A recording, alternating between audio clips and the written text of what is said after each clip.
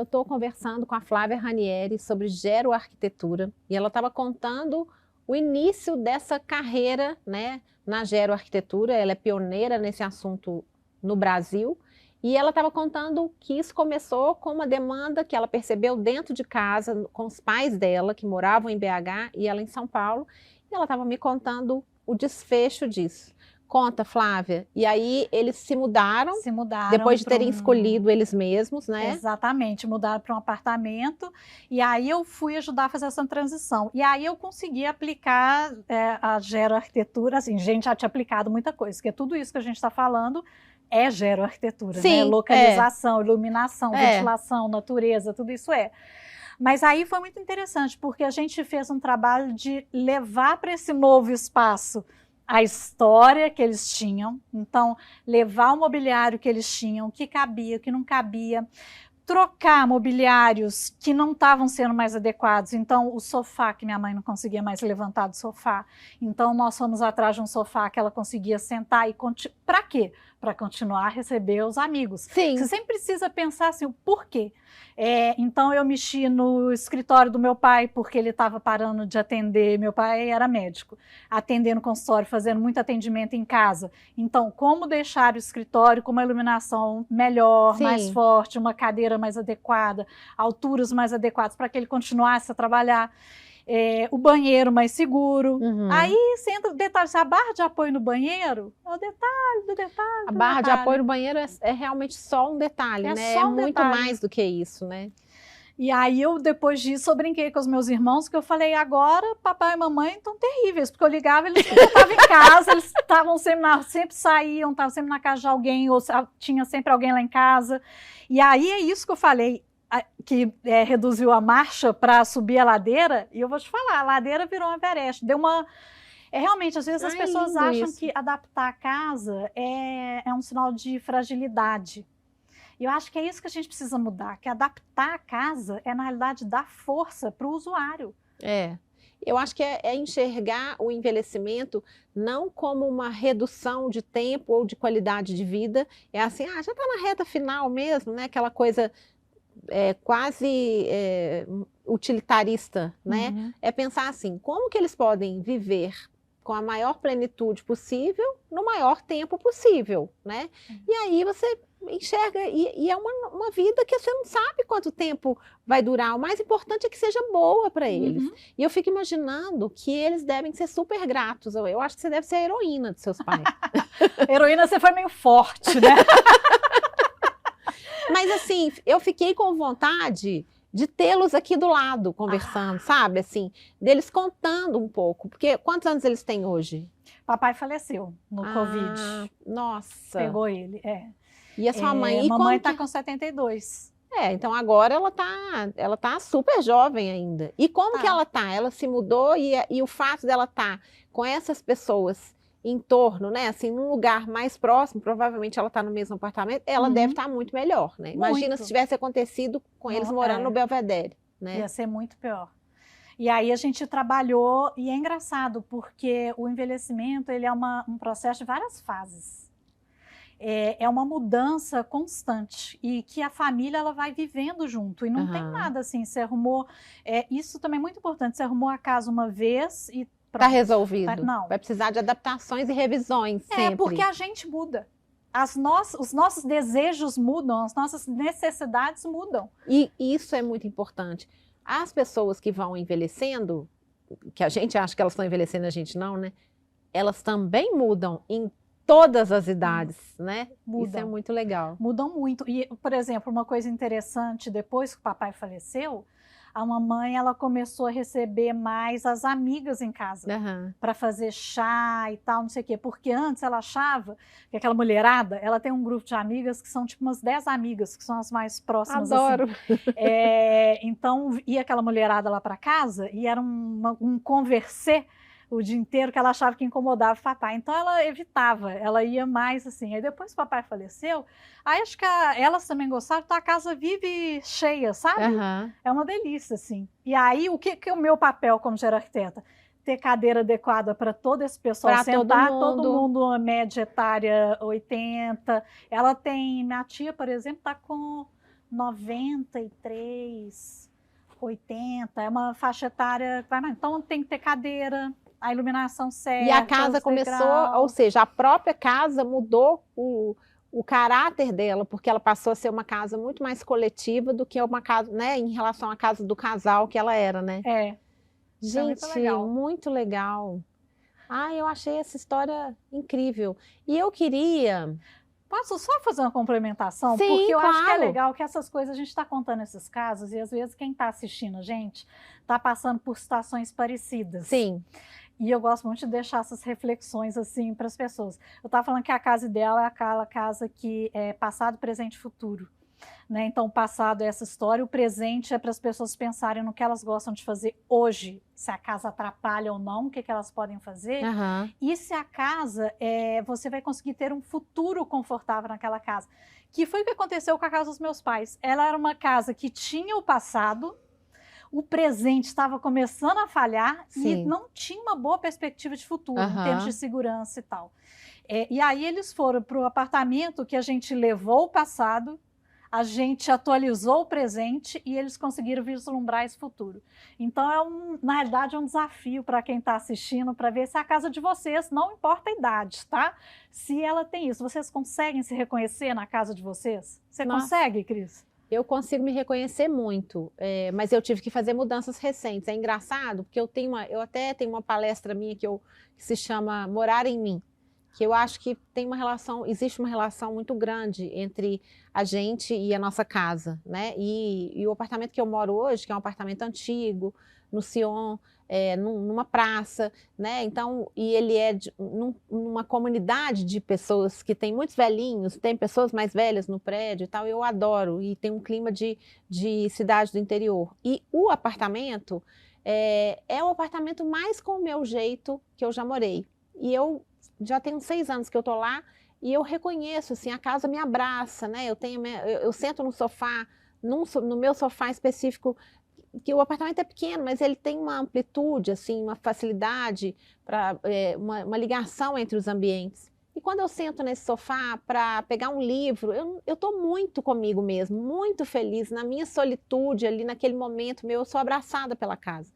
E aí, eu acho que tem algumas coisas que sempre continuam fazendo sentido, mas durante a pandemia eu precisei fazer um escritório separado, porque como eu faço muito vídeo em casa e tal, para as redes, começou a ficar difícil porque tinha barulho da praça.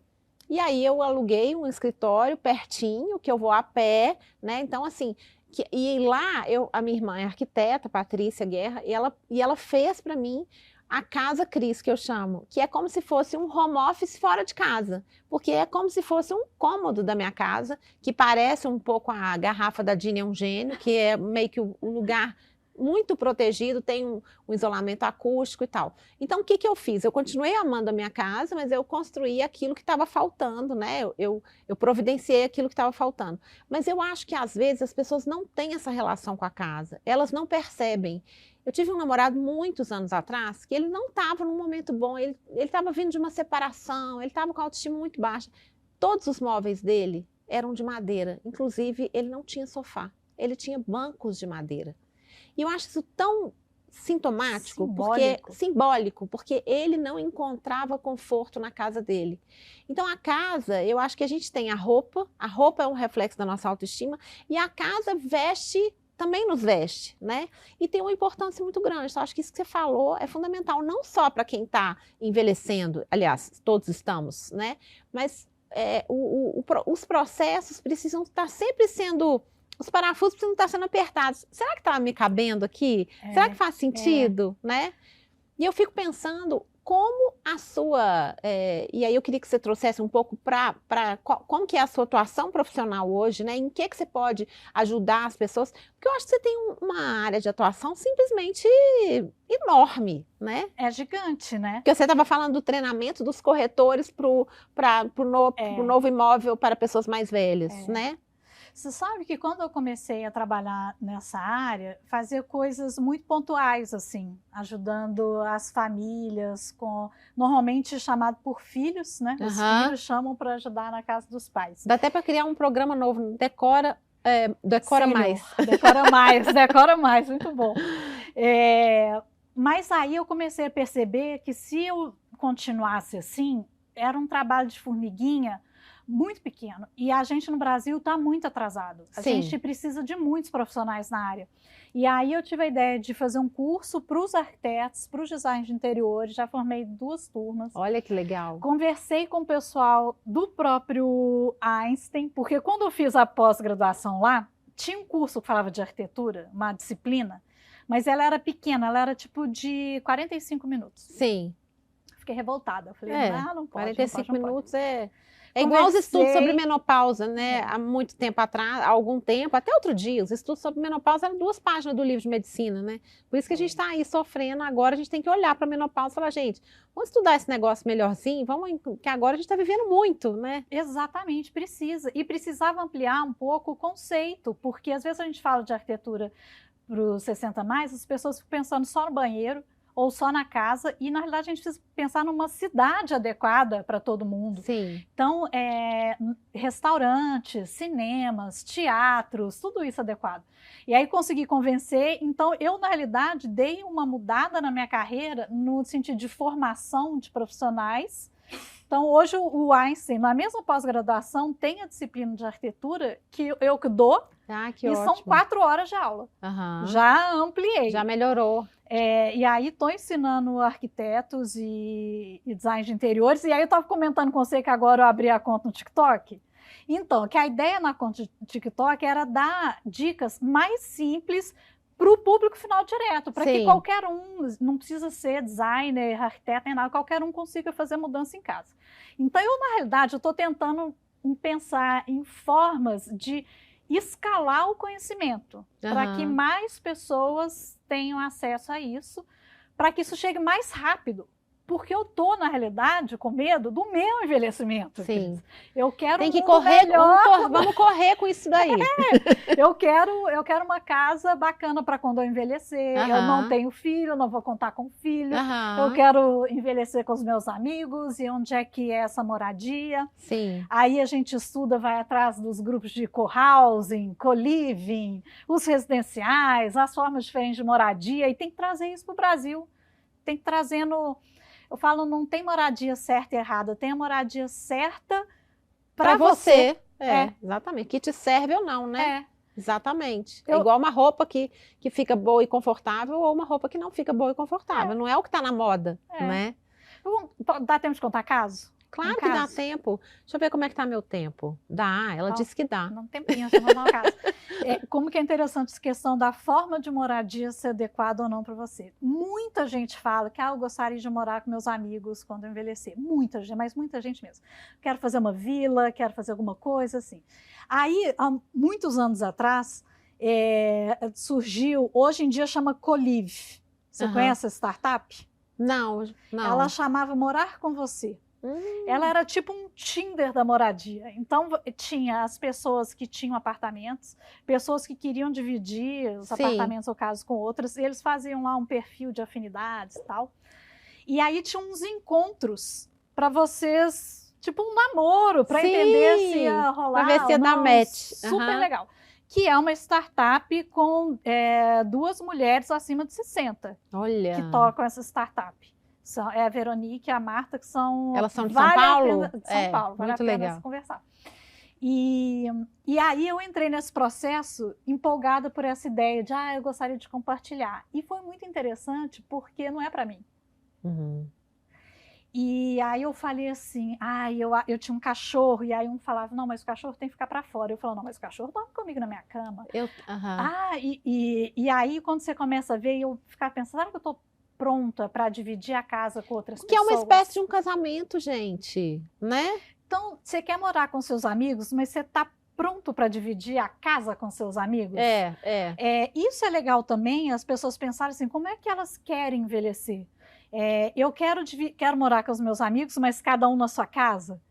Porque quando a gente começa a pensar no processo de envelhecimento e como a gente quer a nossa casa, a nossa moradia, essa ideia começa a tomar forma. E aí, quando a gente vai procurar, é mais fácil de encontrar, porque você sabe exatamente o que você não quer, Exato. o que você não está disposto a abrir mão e o que você está procurando. Eu acho que o processo mais difícil, talvez, na vida como um todo, principalmente quando a gente é mais jovem, na busca pelas coisas, é porque muitas vezes a gente não sabe exatamente o que a gente quer. Então, quando a gente vai ficando mais velho, a gente tem a possibilidade de se entender melhor. Isso se a gente tiver coragem de olhar para a gente e fazer algumas perguntas, né, incômodas. Vou dar um exemplo. Eu tenho um namorado há 5 anos e eu moro nesse prédio há 6 anos. Né? E eu já morava lá e ele morava em Lagoa Santa. Aí ele mudou para Belo Horizonte e ele ficou na Cidade Nova.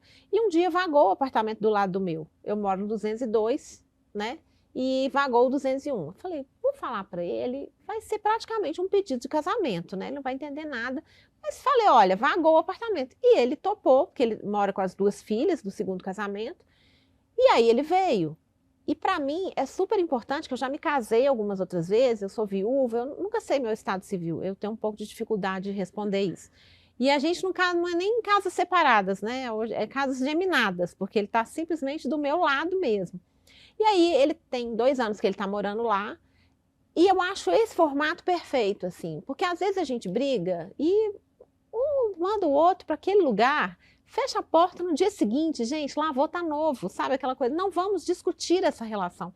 E eu sinto, isso foi uma coisa que eu precisei casar várias vezes na busca, né, de achar que existia aquele ideal romântico, para olhar e falar assim, eu sou muito feliz num lugar onde eu tenha o meu próprio espaço.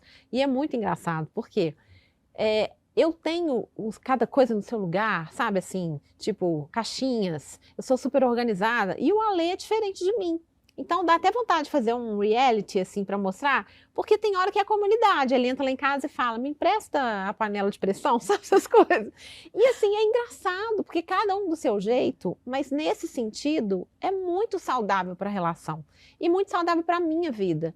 Então assim, não tem nada que eu deixe de fazer, não tem viagem que eu deixe de fazer, independente dele poder estar comigo ou não e vice-versa. Isso é um relacionamento construído de uma maneira muito saudável, que eu acho que eu desejo para todo mundo, né? E pode ser assim na nossa vida, só que a gente recebe os scripts prontos e a gente acha que a gente já tem que atuar aquela peça, né? Isso que é o grande problema, né? Mas eu acho que você já tem isso muito bem resolvido na sua vida, né? Eu sou muito parecida com você nesse ponto.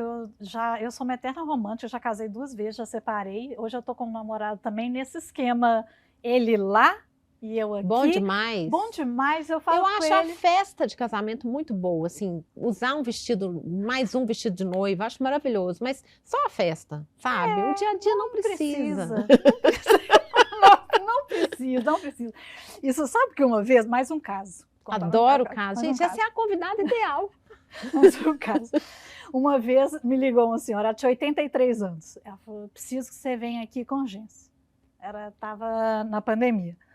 Aí eu já imaginei, nossa, deve ter a gente com os nossos preconceitos, né? Deve ter acontecido algum acidente, alguma coisa e tal. Cheguei lá, ela falou assim, Flávia, eu preciso entregar minha tese de doutorado. Olha, gente, como a gente subestima. Gente, que incrível. 3 meses. E aí ela fazia transcrição de música indígena. Nossa, olha que na incrível. USP. Então, com o negócio da pandemia, a USP mandou todos os acima de 60 para casa, para trabalhar em casa, não podia ir para o campus. E aí ela levou todo os CDs, todas as músicas, tudo para casa dela, para terminar a tese dela de doutorado. O escritório dela estava assim. Ela morava ali na praça do Largo do Arouche, que era muito barulhento durante o dia, então ela trabalhava à noite na tese de doutorado. Então eu tinha que arrumar para ela o escritório para ela trabalhar à noite, fazendo transcrições de música indígenas. E de vez em quando vinha um ajudante. E ela tinha um marido que morava no apartamento do lado. Olha! Eu lembrei desse caso, porque e aí eu conversando com ela, e aí eles abriram uma porta. Entre um apartamento e outro. Entre um apartamento e outro, ficava fechada a porta. E aí cada um tinha a sua vida. E ela se encontrou ali daquele jeito. Eu acho que envelhece bem quem se conhece bem. verdade. A casa é só um reflexo. É verdade. É uma materialização de quem a gente é. Ela... eu fico pensando como que... Eu sou encantada pelo tema da arquitetura e da casa, decoração, essas coisas, por causa dos símbolos que eles carregam com a gente, né? E aí eu tô querendo fazer um programa, alguma coisa, ou a gente pode fazer com você também, ó, fica a dica aí, vocês falam para fazer, que é, precisamos falar sobre o luto. Sim. E como ele reflete dentro de casa, quando uma pessoa se vai e tem que trabalhar a casa toda dentro disso. E eu agora tô... eu passei isso com meu pai, agora meu cachorrinho faleceu também, que era como se fosse um filho. É um filho, e como que eu jogo os meus sentimentos para minha casa. E aí, ou é reorganização, ou é mudança de quadros, mudanças de almofadas, mudanças de coisas. Eu, de alguma forma, eu preciso me expressar através da casa. Eu sou assim também. E eu acho que o envelhecimento, as pessoas fazem muito isso. E porque a gente precisa entender que à medida que a gente vai envelhecendo, a gente vai perder mais pessoas. Sim. Eu perdi as pessoas cedo na minha vida, né? Quando você fala dos seus pais, eu perdi minha mãe. Minha mãe tinha 55 anos. Meu pai morreu 7 anos depois. Os dois enfrentaram câncer diferentes, mas duas doenças diferentes. Minha mãe de mama, meu pai de pulmão. E então, 7 anos depois, meu pai faleceu aos 64. E aí eu me casei a primeira vez, aí nesse primeiro casamento, que não foi muito bom, assim, eu me casei muito mais para cumprir uma coisa que estava ali, um namoro e tal. E aí eu tive 2 abortos, eu engravidei 2 vezes, tive 2 abortos, e aí eu me casei, aí eu não me casei de novo, eu comecei a namorar de novo, tal, estava super feliz, engravidei sem querer, fiquei super feliz, e meu marido morreu quando eu estava com 7 meses de gravidez. Então, assim, o luto é muito presente na minha vida. E eu até estou numa fase em que isso, né, se afastou, porque é uma história que eu superei, meu filho tem quase 16 anos e tudo mais, construí outras histórias, mas o luto, o luto principalmente de pai e mãe, de marido, né, são coisas, passam a ser companhias. O luto passa a nos acompanhar, ele não é uma coisa que, não é uma fase só, o luto é uma aquisição, né, você coloca aquela pessoa dentro de você, né, e esses processos de casa, de mudar, eu tive um luto nessa casa que eu moro, porque eu me mudei para lá namorando uma pessoa, e aí um dia a relação acabou rápido, e eu sofri muito. E eu consegui, é um luto, né? E a gente vai passando por vários lutos, porque viver é nascer e morrer várias vezes, né? Então tudo isso está muito relacionado, né? Nossa, esse assunto é muito interessante. Eu tenho tempo? Temos 5 minutos ainda. Dá para contar mais um caso. Dá para contar mais um caso. Eu tenho um caso bom para contar, para filhos que estão escutando a gente. Quando a gente fala em fazer adaptação na casa de pessoas mais velhas, ou nas nossas próprias casas, porque a gente também pode estar sentindo essa necessidade, né? Tem muito essa questão da conexão com o desejo, que é o que a gente está falando. Então, sempre envolver as pessoas que são os usuários daquele espaço nas tomadas de decisão. Uma vez um filho me chamou, queria ir lá, ele morava no mesmo prédio que a mãe.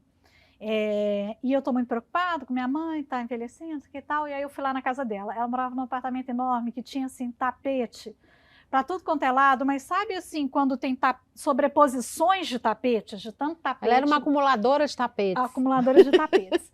E aí eu me apresentei, eu comecei a conversar com ela tinha muito problema auditivo, foi difícil a comunicação, tinha problema de déficit visual, então a gente já observava, porque eu faço um exercício que é caminhar pela casa, conversando. É um exercício antropológico, né?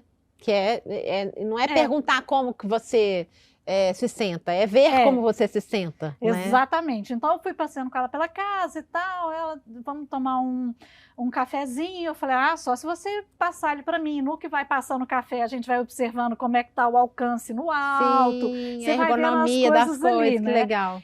Os cheiros, percebe. E aí no fim, o melhor para mim é o final dessa história, a gente tomando café, ela virou para mim e falou assim, olha, adorei a sua visita na minha casa, você é muito simpática, mas eu ainda não entendi o que você veio fazer aqui. Olha, o filho não tinha falado para ela. O filho não tinha contado. Olha, isso é muito desrespeito com o indivíduo, né? Aí eu falei com ela, o seu filho tinha comentado comigo, de repente, eu fiquei super sem jeito, mas assim, de fazer algumas adaptações na sua casa.